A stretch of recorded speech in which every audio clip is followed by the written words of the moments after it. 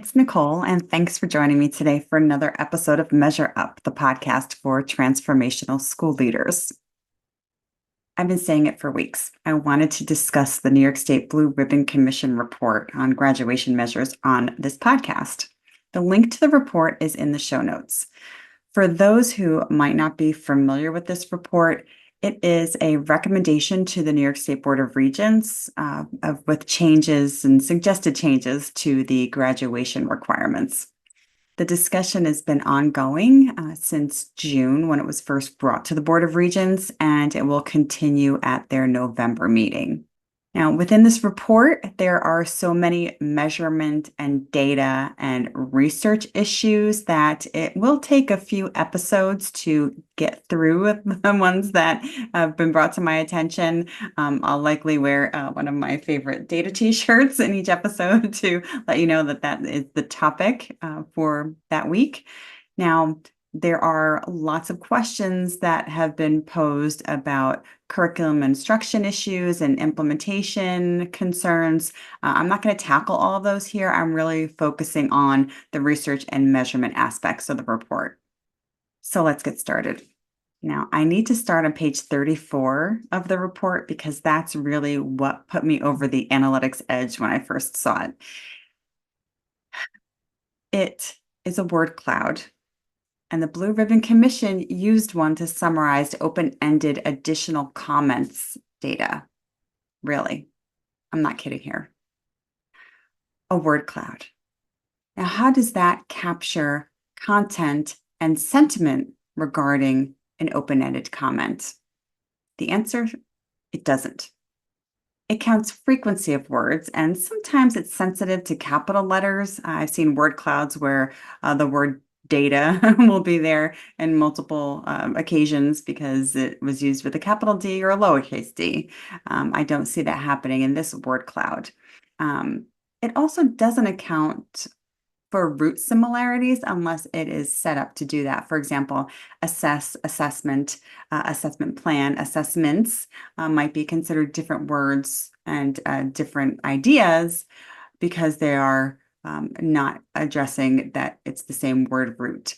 For example, you'll also see graduate and graduation. They have similar word roots. They're likely talking about the same things, but they're treated as different words because a word cloud is just counting the frequency of that word.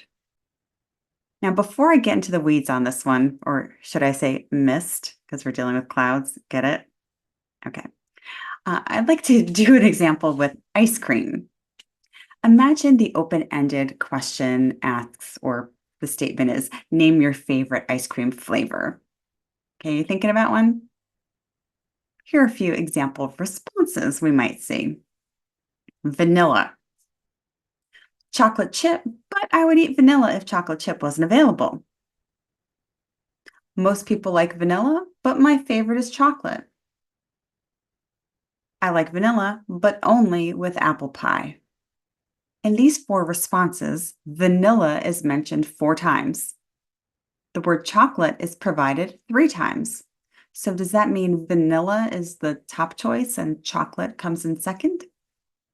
No. One favored vanilla and another did, but only with apple pie. So there's some context there. We also saw reference to chocolate chip, and we saw reference to chocolate. Okay, chocolate chip was mentioned multiple times in the same statement. So does that mean because chocolate chip was mentioned twice that it is favored by 2 people? No, it's one person mentioning it 2 times. If we want to do something with this information, we need to use the content as well as context and sentiment. Chocolate chip needs to be recognized as a separate flavor from chocolate. While this might seem like a silly example if you're not in the ice cream business, it is an example of what it looks like when less than basic qualitative analyses are being done. And when they're being used for the future of education, it's worrisome. Actually, it terrifies me. Let's look more closely at the word cloud that is provided in the report. Surprise, or not, we see student and requirement and graduation on a survey asking about student graduation requirements as the biggest ideas. They're in the largest letters in the word cloud. But we don't know how people feel, what they are suggesting, or what they need. Here we can see words include, eliminate, replace, measure. What about those? What should we include or eliminate? What is being replaced or perceived to be in place? What is it about measure that is a concern? Is it just talking about the graduation measures because that's what the report is, or are there suggestions or worries about the measurement of these things? We have no idea. And if we look even more closely, we see in this word cloud, thank, EG, which is the abbreviation for example, and again.